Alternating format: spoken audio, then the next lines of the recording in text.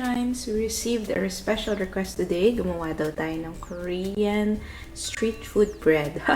So, konti yung ingredients natin today. Pero dahil request to ni Tita Katz, subukan natin kung kaya natin i-replicate. So, let's start cooking. Natin gagawin yung parang grill on the pan kasi ang pangit ng pan ko baka masunog lang. Lagyan na lang natin sa oven, tapos ilagyan natin ng butter sa ibabaw. Hintayin na lang natin siyang ma-toast habang prepare natin yung ibang ingredients. Ito naman, dito yung mga tira nating carrots, cabbage, at saka onions. Nilagyan ko na lang ng 2 itlog.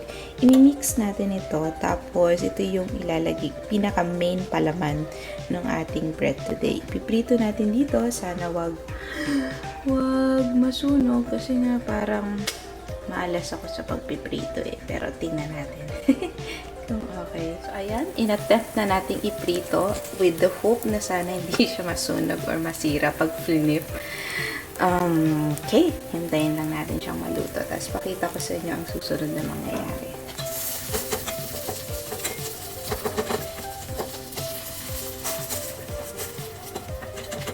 Well, nabasag nga ng aking flip.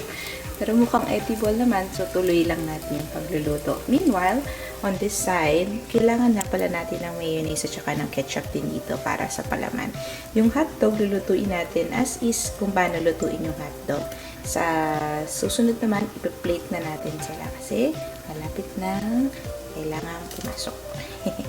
Tapos na yung ating itlog. Ngayon naman yung hotdog, iniinit natin dito. Binuksan natin siya sa gitna para pag nilagay dun sa bread, hindi masyadong mataba. Ngayon ito naman yung itsura ng ating bread. Wow! Diba? Natutoast na rin naman siya kahit papaano. So, hintayin lang natin siya dyan sa loob hanggang matapos yung para ibang ingredients para medyo mas matosta pa siya. Pero, of course, not too much. Saan ko na nga? Baka masunog. Okay, magpapalaman na tayo. So, unahin muna natin siguro isa itong cheesewhiz dito sa ating tinapay.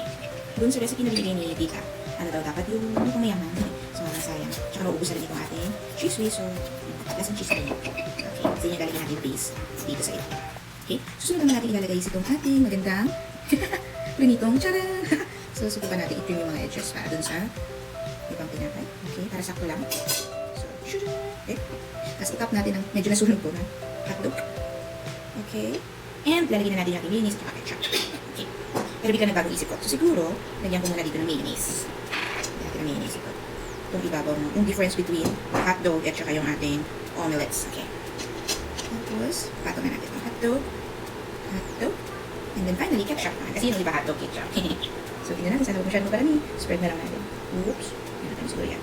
Oops. Okay. Lalalala. Lalalala. Lalalala. Charan. Charan! Ah, diba? Mukhang tinapay na. So, let's see later ang verdict ni Jumper kung masasarapan siya. Okay? I'll do it with the rest of the sandwiches and I'll get back to you. At ito na po ang ating finished product. Nangunguna-nguna na ang ating mga langgam sa pagkain. Gigisingin ko ng aking alaga. So, again, as a recap, so yung toasted bread, lalagyan natin ng hotdog na may ketchup, yung egg patty na may mayonnaise, at saka yung sa ilalim naman is cheese, at saka yung toast again. Alright, so ganun lang naman yung sequence natin. Napakadali, pero magandang gawin kung weekends. Happy eating! Again, thank you Tita Katz for this recipe. At ngayon, kakain na po kami ng breakfast.